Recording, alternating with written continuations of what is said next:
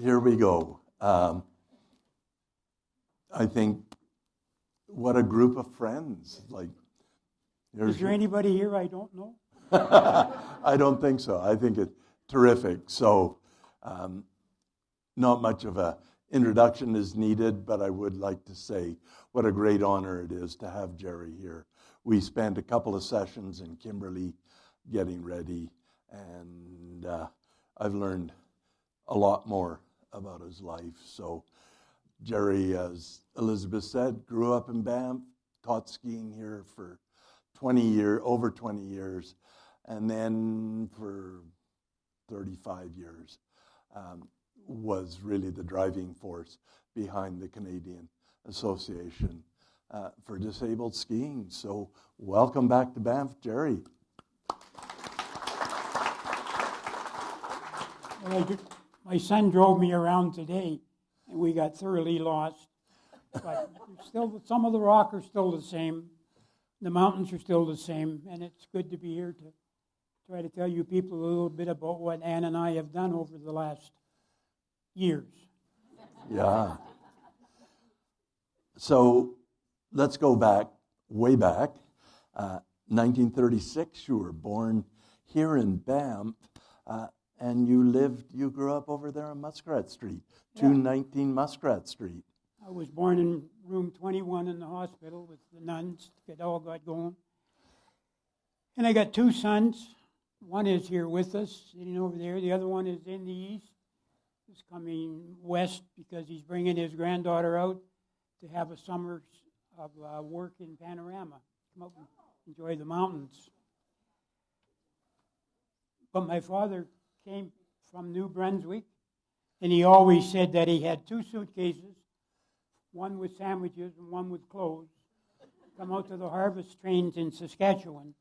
He stayed there a few years and went and worked on the Big Bend. And in the Big Bend, he cooked, ran a shovel. Then he moved to Golden.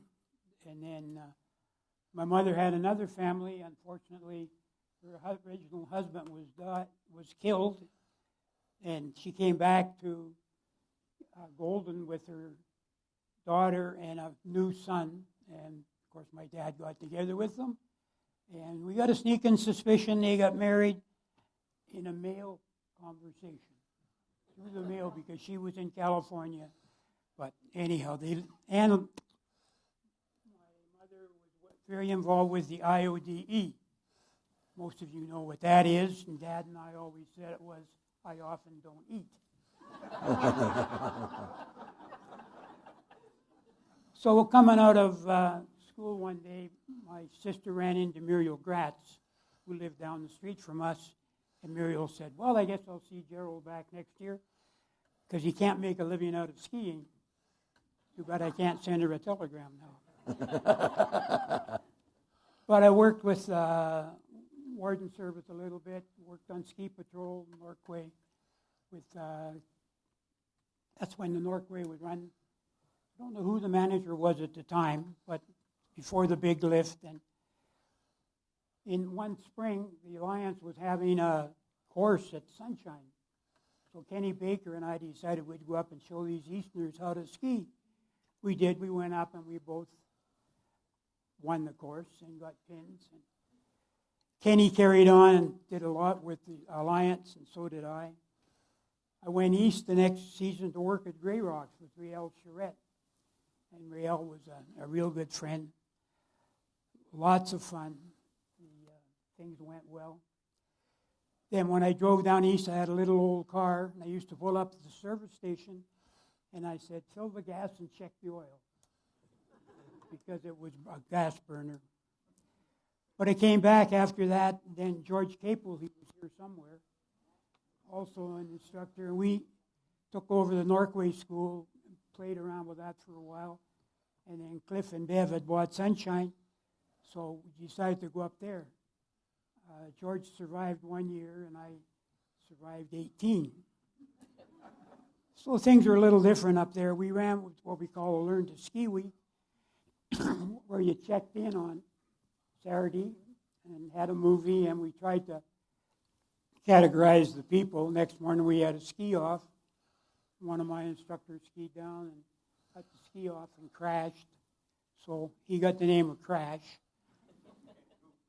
So we spent a lot of time getting people together. Then some golf pro came up to me one day and said, you know what you should be using is something I just started, and that's called television. So I bought a square box television, and for about 3 years, packed it around the hill and took pictures of classes at certain times. Funny, when you showed the picture, there were 9 people who knew where it was, but the one it was didn't know who it was. So then, maybe you might remember Bob Dawson was a local fella from here. He had a ski school in Vancouver area. And I got a package from him one day. It was a pair of outriggers, or crutches, with ski tips on the end. And he said he had a friend in Edmonton whose daughter has cerebral palsy and wants to ski. Can you teach him to ski? So we had a little discussion on the phone, and yeah, we can try. So she came down, we tried out, got going a little bit. But every time she turned to the right, that damn brace would catch in the snow. So we got to fix that. So I went in the shop and got an old ski tip, a pair of moccasins, and screwed it together and put it on the brace. So next time she put it down, it would skid. So we just started to find ways to make it work. Then a few years, one day I had a friend, a person came by from Japan, wanted some information, so I gave it to him and got him semi-organized about what to do with disabled. The next spring, we got a phone call from the Banff Springs Hotel, Mr. Petrak, that there was a Japanese group coming over that had been organized by this gentleman and wanted to know if we could ski with them. Well, in the meantime, in Calgary, we had started a little program there. So I got a hold of Earl Olson, who was the PR for the CPR and a disabled. And he put together a few people. And we started our first, what we called CFSOD. It was called CIDSM, Canadian International Disabled Ski Meet. So the one year the Japanese came, they brought Prince Mikasa. He's about 9th in line, and he was trying to make a place for himself at home, I guess. So he was teaching disabled to ski. So he came over with Chikagaya, a slalom skier, and brought 23 or 24 disabled. And they had a little thing that was different. We were dealing with people that were reasonably mobile. Some of the ones that came with them weren't. So we had to come up with some way that they'd get them down the hill, which we did. But the thing was, to have a race, what we used to do, set a course up, and they could ski down the course. And then the next run, they went and they would tell the gatekeeper at the top, I'm going to do it in 49 seconds. And they'd ski down, and if they were there, they could have been the winner. So everybody was racing against ability. So that was one type of the race we got going. Of course, that did expand. It kept growing. We got some people in Vancouver involved.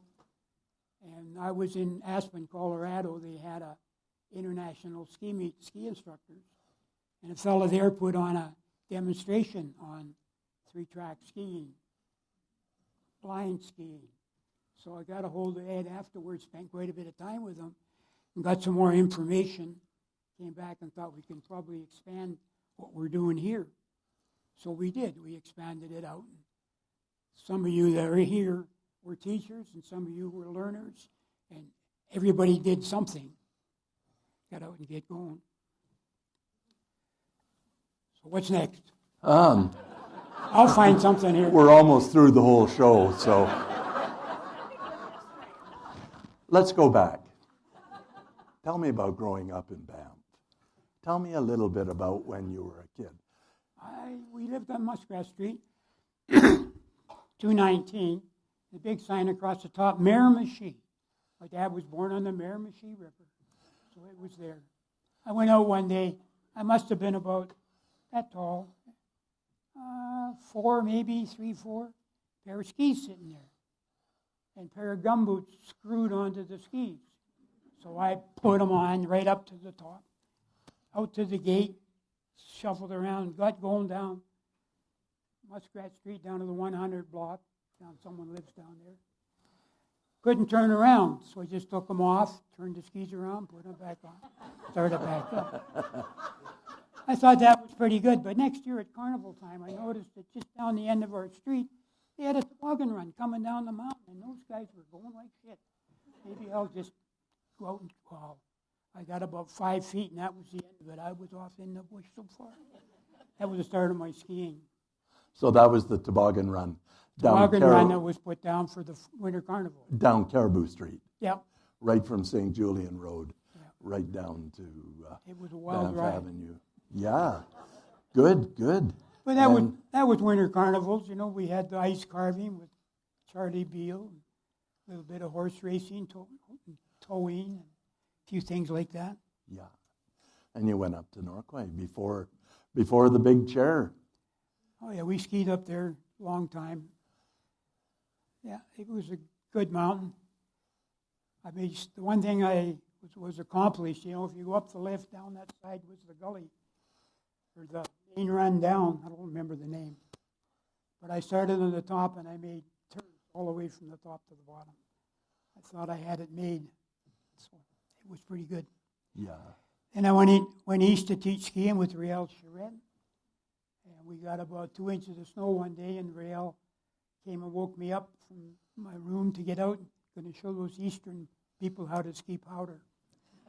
So, but when I left her at Grey Rocks, George Capel, no, he's here. Jimmy Davis had been in Europe on a tour. Two of the fellows from Banff went over there. And so he was nothing to do. He was going back home. So he taught skiing with us for a couple of weeks, and he drove back with us. Still the same routine. Fill the gas, check the oil. It got us back. No, I think it's the other way. Fill the oil, check the gas. That's why it didn't work. Yeah.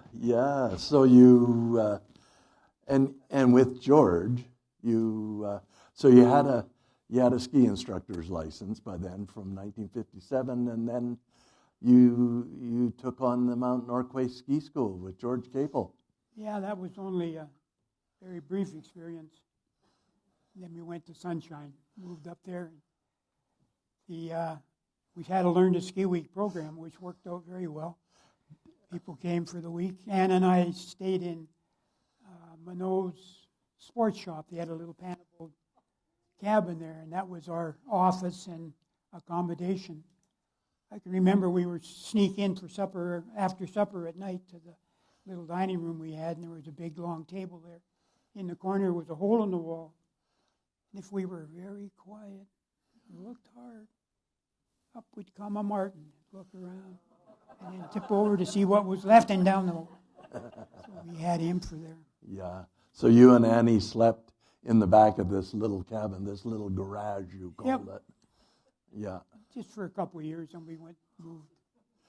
Now, I had a question. Did you start the ski weeks before or after the hotel was built? Way before. Way before. So you had them right from the start. All we had was a duplex and the main lodge. And I think the most we could put up was probably 45 or 50 people. It wasn't that much. No. And what was a big day at Sunshine then? How many people do you remember? A couple hundred? Well, it depends if the buses made it up. Yeah, a couple hundred. A couple hundred. First start. Yeah. And no lifts because you didn't have no real lifts. Oh, we had a platter lift, the thing that pulled you between the legs and threw you in the bush. Yeah. And there was an operator up there that used to run the lift and then disappear at night. Didn't you? Oh, that was me. Yeah, that was a decade later, though, when you actually had the strawberry tea bar. Yeah. And also at that time, I was thinking you had those big snowmobiles that had the snowcats that came off the Columbia ice fields. Yeah. And I was trying to think the fellow's name, but he used to haul 7 or 8 people up to the top of the lift, and then at night he would come back down and pull a cable up to get it to freeze level so you could get back up. Yeah. I was only there a couple of years. Yeah. Good. I'll have to turn the page. But disabled skiing, expanded across around. We got some people came to Sunshine for a ski week, and they decided when they went back they were going to go back and start a program. So they did. They started to get organized and run programs, and then we had to do the legal work because we had the National Association, us. So I was in Vancouver one time waiting for some legal work when Ann phoned and said, we've got a bit of a problem. I said, what? She said, we got 6.5 feet of snow, or 5.5 feet of snow. Anyhow, and also the travel agent called. He said, yeah, your ski instructors have arrived. Pardon? The year before, when the Prince was there, and another fellow who was in charge of the race, sometime during the conversations in the sushi, I said something about maybe we should exchange some instructors. And I never got an answer from him, but I got 2 kids the next year. Yeah. And Tom Hoshino came, went through all the courses, worked with us. His wife still lives here. Tom unfortunately passed away. But they got married in Banff at a church on Beaver Street and did quite well. Got 2 boys. The boys one of them lives in Ontario and the other one lives in Japan now. So all kinds of things. Good. Well, we didn't talk about your adventures with Hans Moser. So we're going back again. Okay, you graduated. Back to 54 when you climbed Assiniboine. Well, 1954 was the year we graduated. And I went out to Marvel Lake to cut trail for Jack Willard, the warden.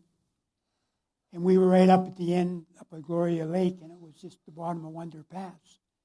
So I thought, I'll go over Wonder Pass. So I climbed up over the top, down a couple hours. I got to the lodge, Strome's Lodge, and there was a skinny fellow there cutting firewood, great big blocks, cutting firewood.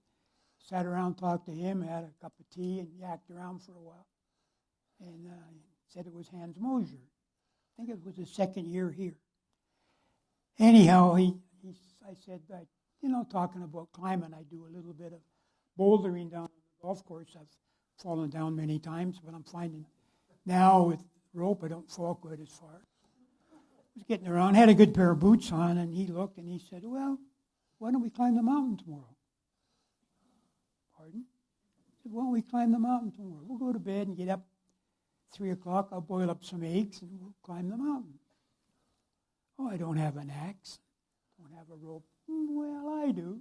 So we went over to the Alpine Club, went to bed, got up in the morning, walked down on a beautiful morning. The sun was just getting up, about 4 o'clock or so.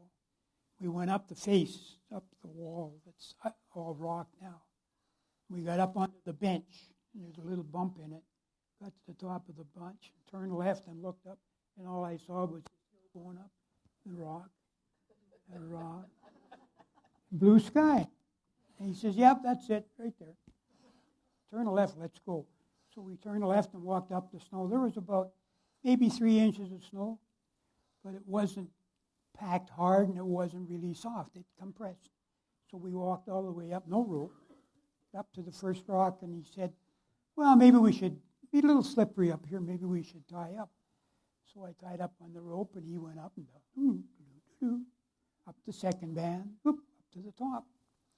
Got there, looked around, took some pictures all over the place. Got back down, left the rope on, and we hiked down or climbed down over the 2 rocks. As soon as we got below the first rock band, we just skated down that. It's nice snow, nice and soft. I got a picture at home looking up from the bottom up, and all you see here is step ladder like this. And over here, big tracks coming down. So we got to the bench, and we just turned left and down the chute, turned left and went over to Liz Strome's, and she was stewing rhubarb. We sat down, put her feet up, a whole bunch of stewed rhubarb. Good. So I went back to work at the trail crew, couple days later, a couple weeks later, I went over again. And I met him he wasn't at the lodge, but he was around, so I went over to see Lizzie. Wasn't there, but Hans was in the area doing some work. So he said, look, climb Sunbird's Face right there. He said, I made the first ascent last year, and let's make another one. Okay. I still don't have a rope. Okay. I got boots. So we waited around till the weather was pretty good the next day, and we did. We scrambled up the top, and I got a picture at home shooting some big rock and shooting right across the Assiniboine in the background. So we did that in 5.5 hours. Good. Yeah, it was pretty good value in those days. Yeah, pretty good climb. We had some good times. Then Hans said, well, let's think about a ski trip. I said, okay. I did a trip just before we graduated. George Capel and a bunch of us went to Shadow Lake and Egypt Lake and went around using the warden cabins and some food we had packed in by the wardens earlier. I said, let's go make that trip again. So, okay, we did. We got across the river. I'm trying to find out how we got across the river. I don't remember. But the bridge was gone. But anyhow, we got up to Shadow Lake. Yeah, the highway hadn't been built on that side, so you're going up the old highway. Yeah. So anyhow, we got up and skiing up on Gibbon Pass, skiing down there. We had a couple good runs in there. Not long, but reasonable. And Hans broke a cable. And he tried to fix it up, and they couldn't. So, well, I guess we better go to Sunshine and get a cable. So we packed our gear up and went up, left our gear at Egypt Lake Cabin, and went to Sunshine. Got there in time for supper, phoned the sports shop, and then next morning they sent up some cable. We got them, went back to Egypt, and spent another 3 or 4 days climbing and playing around. Yeah. Then we went back to pick up some more food we had ordered, and then skied across the flats down the Citadel Pass, down the pass to a little square cabin right at the bottom that was in bad shape, and Hans had brought some rivets and stuff, and no sleeping bags. Boy, was he upset. Someone that's supposed to put him in there. So we managed the night. The next day, he went over to the Policeman Meadows into the trapper's cabin, and there were the sleeping bags supposed to be. So we brought him back, and we did some work on the cabin, and then we went up to Sunshine. Beautiful weather. Sunshine. The snow was very bottomless. We had quite a bit of trouble getting along. But we got up. First thing we did when we got to Assiniboine was Hans got into the kitchen, opened up the trap door, and into the basement, come up with a moose meat. So we had a real good meal that day. So we did some skiing around there, cleaned up a few things, and he had arranged to have an old airtight heater, the big round ones about that big. So he wanted that back at the cabin at Citadel. So I put it on my pack board and put some stuff on, and we were skiing down the trail, heading back, going. Another sunny day, going good, and they're going along. All of a sudden, I'm hung up between 2 trees. I went through, but the stove didn't. Take it down, turn it around, put it through. Then we went back to Assiniboine. We stayed there another few days. And finally, on February the 2nd, we were going to leave. So we got up in the morning and headed out, and we got the halfway hut. Good skiing. Got the halfway hut, a little bit bottomless. Got to 10 Mile. It was dark. Went into 10 Mile and fired up some tea. I looked out, and the moon had come out. It was just as bright. Let's go home. Okay, so we kept going. Walked 10 miles down to the Sunshine Road, turned right, walked. Woke up. I got home at 2 o'clock in the morning, and I was a whole year older. I was 19. That was my birthday. Oh, gee. Well, a nice birthday. Yeah. And, yeah, so Assiniboine was 54, and the ski trip was 55, and 1956 was Mount Blaine, the helicopter rescue. Yeah, we went down to Blaine. Blaine's a very loose mountain, shall we say. It's piled up very well. Somebody didn't mix the cement too well. So I was working in with the Warden's Inn, and they had the rescue underway. Walter Perrin and a few of the guys were up there. They had to keep the man overnight to bring him down. So I went up the next day with some guys. We got some people from the highway, and George Balding was building a platform out of what was available. We had a bunch of stuff wired together, and the helicopter came in. It wasn't for the helicopter to land. It was to have enough space for the people who could step up and put the basket on, and that's how we got that guy off there. So that was the first helicopter rescue with the Calgary Flying Club. Yeah. I remember. I knew the guy quite well, Gordon Crocker. Yeah, he had broken his leg.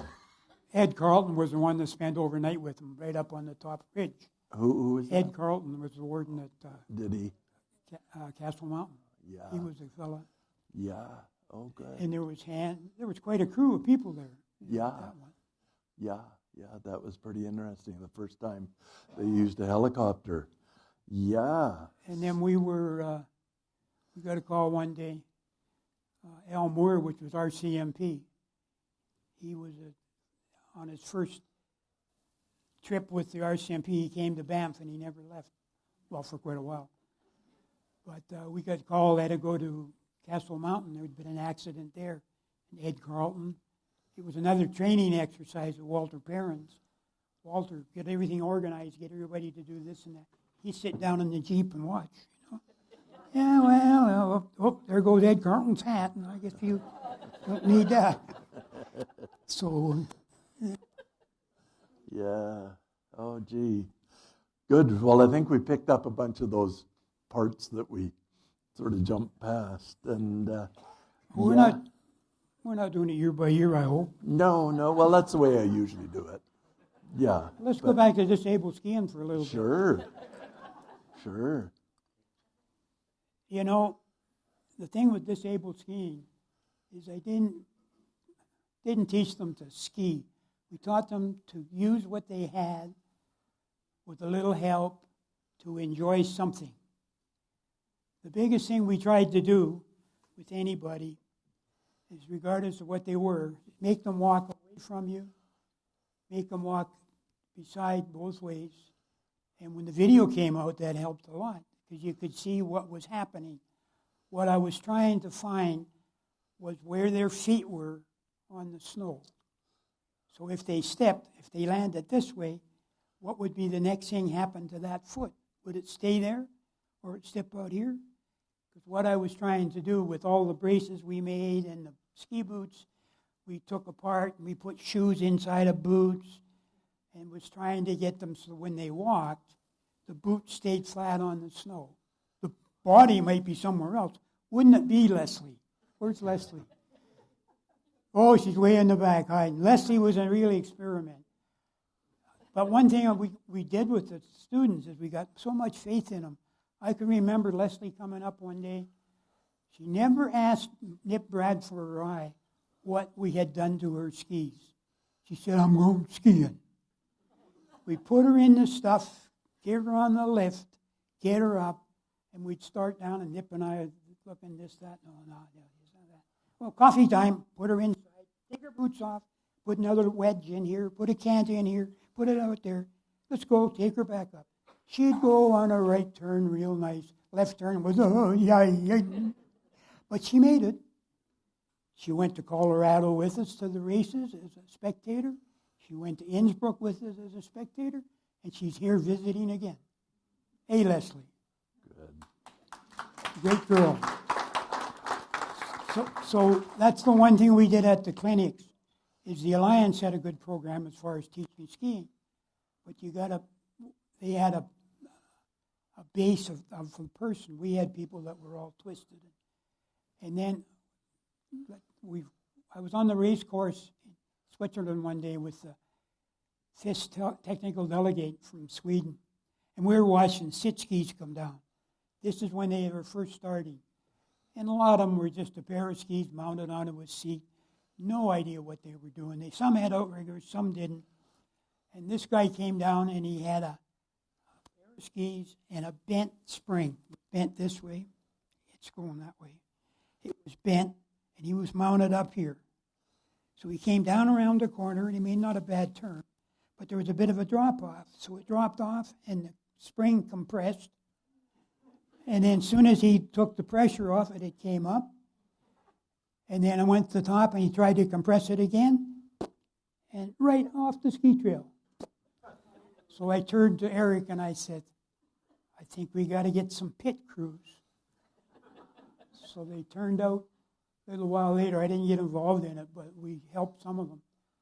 But a lot of motorcycle mechanics came and helped to stop that flexing. They had to be able to lift up to get under the chair and then to break down to ski. That's one thing I never did try, sit skiing. Maybe I should now. No. Oh, gee. Wow. And you traveled all over the world with the Paralympics and World Championships. You must have had lots of amazing experiences. I had a few stories. One is,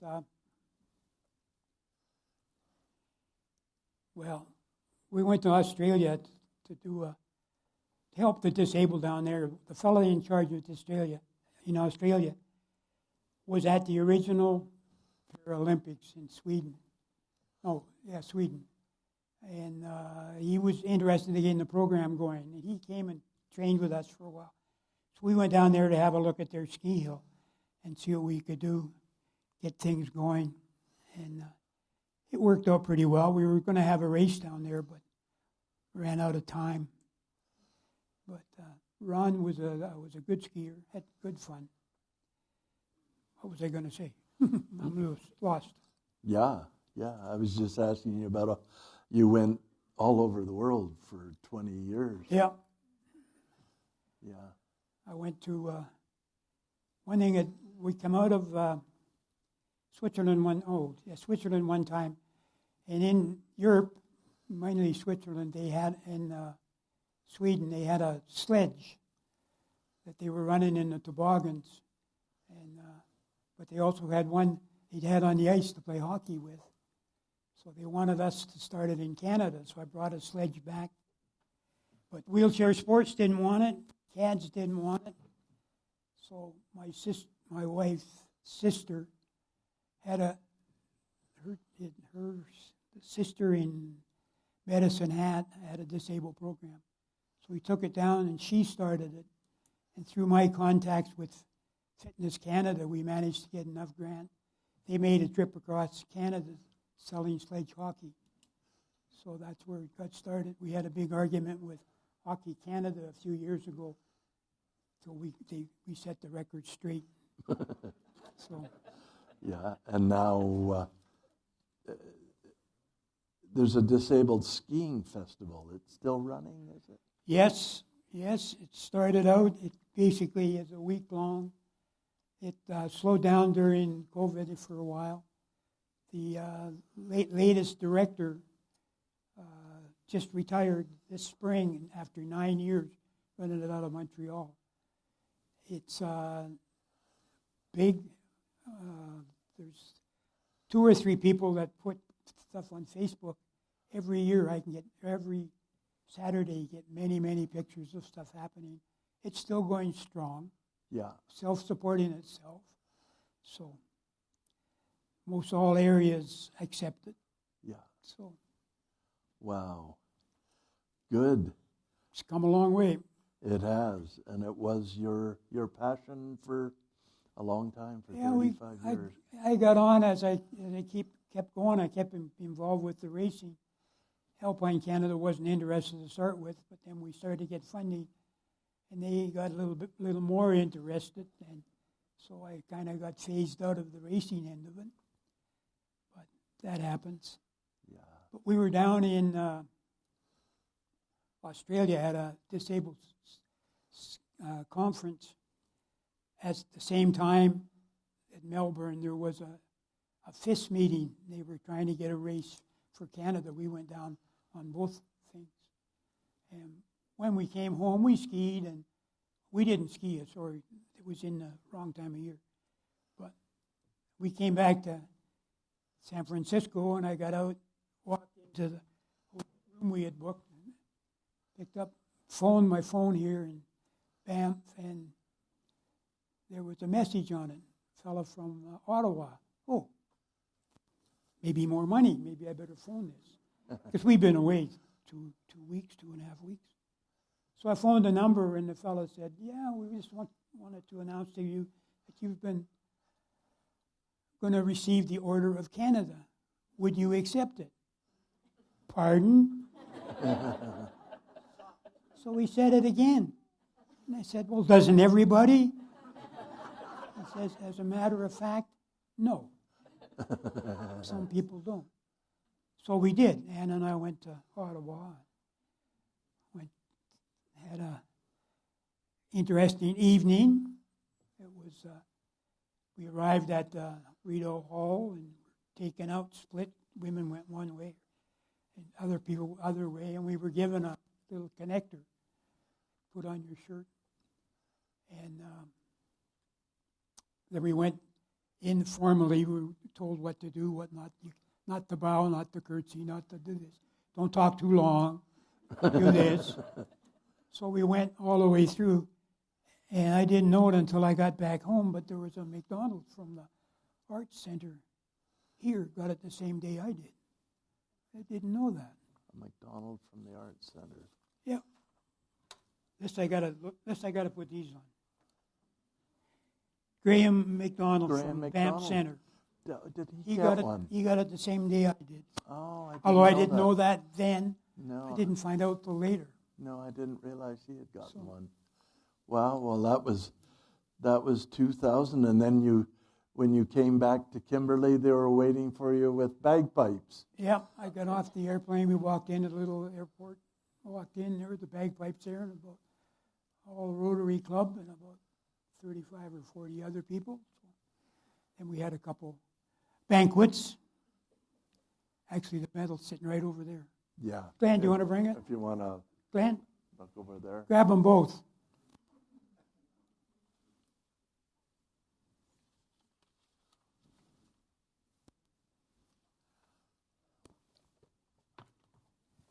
This is the Order of Canada and that's a maple leaf. No, it's not a maple leaf. It's a snowflake. Because no two snowflakes are alike. So if you look at a lot of the announcers on the television, you'll see the little snowflake. It's just small enough to show up. You know. But, Well, congratulations.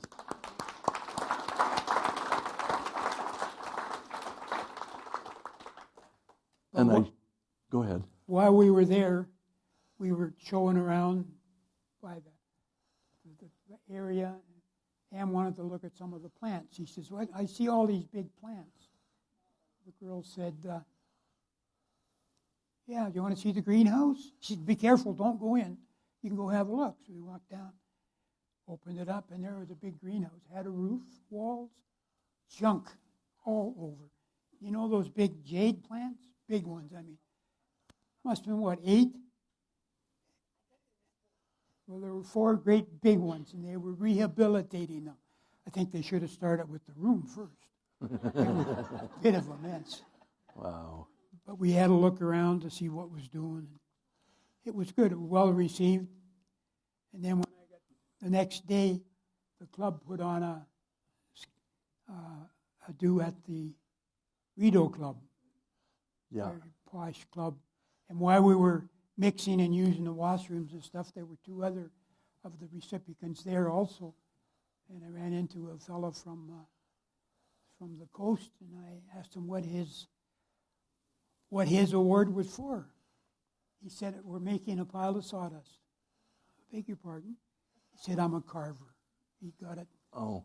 He wasn't native, but he had done a lot of carving, and that's what he got his Order of Canada for. Right. Wonderful.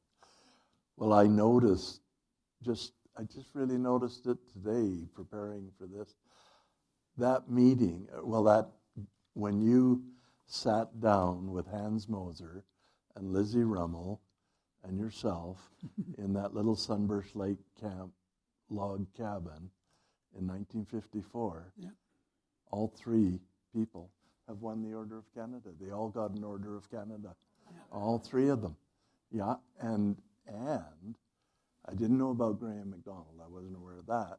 But the other person that I know from this part of the world who also got an Order of Canada was our own Catherine White. Yes. So those are the Order of Canadas from the Bow Valley that I know. There may be others. But anyways, congratulations, Jerry. It was well earned. You put a lot into it over the years. And So another thing that I started with the disabled. I went to a lot of conventions, snuck into a lot of meetings, did a lot of work. I think we did a few things good. And then at one of their meetings in '09, I was awarded the Paralympic Order. It was in the Far East. The only unfortunate thing was it was a 30-hour flight. I wasn't going to fly for 30 hours for 10 minutes. So this was presented to me at the 80-10 in Vancouver by the Board of Directors. yeah. So that's the International Paralympic Committee. Wow.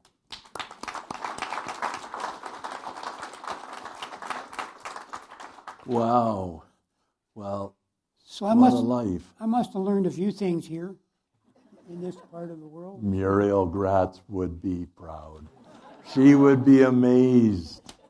And you know what Muriel Gratz also said?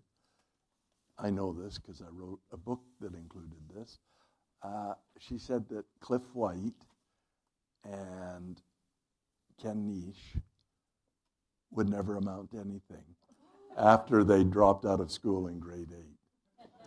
And yeah, Ken Nish is now Lee Kendall. So they did pretty well. Muriel Gratz was really smart, but not 100%. No. Unfortunately, we had to leave Banff, not because we wanted to. We were traveling too much around. And I was in the alley one day, and one of the government boys came up who I know, my dad knew. And he said, "Are you going to sell your house for the condominiums?" "No, why?" He said, "Well, the 3 houses to the north, the French house next to you, and your original birth house are all going to be condominium. You're going to be a little bump in there." Oh, well. So we made negotiations with the builder a little bit. I was away, and Ann was doing negotiating. Came back and made us an offer we couldn't refuse, so we had to move it somewhere. Now, do we go up on Sulphur Mountain, up your area? Where do we find a place I can take this? It's not panabode, but it is cedar log. We built it in 71, so we took it apart, log by log by log, by half-ton trip down to where we are now, in Kimberley. Put it back up. Same house, same dust, I think. Oh, good. But one other thing, that was good. We still like the house. It's going well. Good. All the work we did with the disabled, we had some bad times and some good times.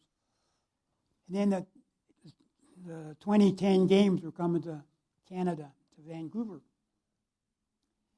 And the ski club there wanted, naturally, like everybody, wants some legacy fund afterwards, want to get something to build. So they came to us one day and they said, you know a little bit about skiing. You think there's any way we can get what we need for the ski hill?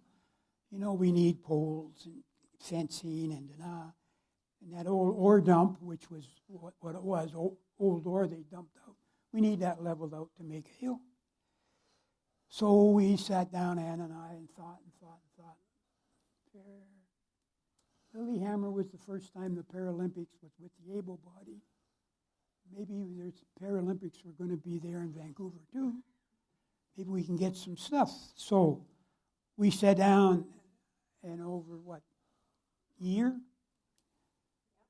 we put a proposal into the Legacy Fund for a 400-seat stadium, 2 big meeting rooms,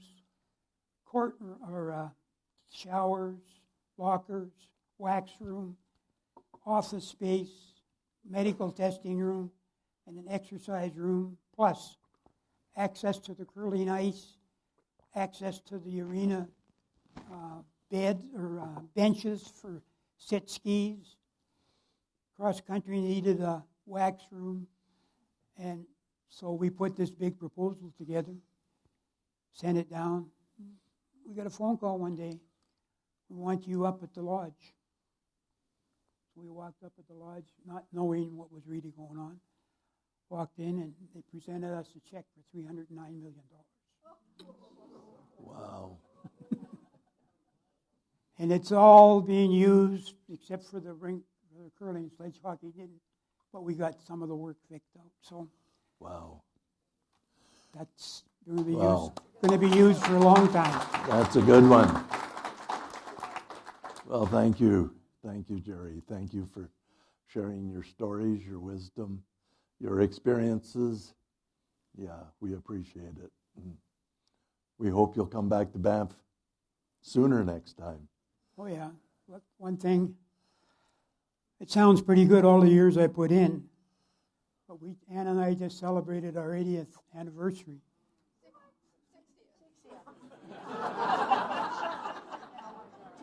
You were there. You were there at the Legion. And we were drinking, because of our cowboy days, we were drinking rum tea punch. Yeah. So Ann was there.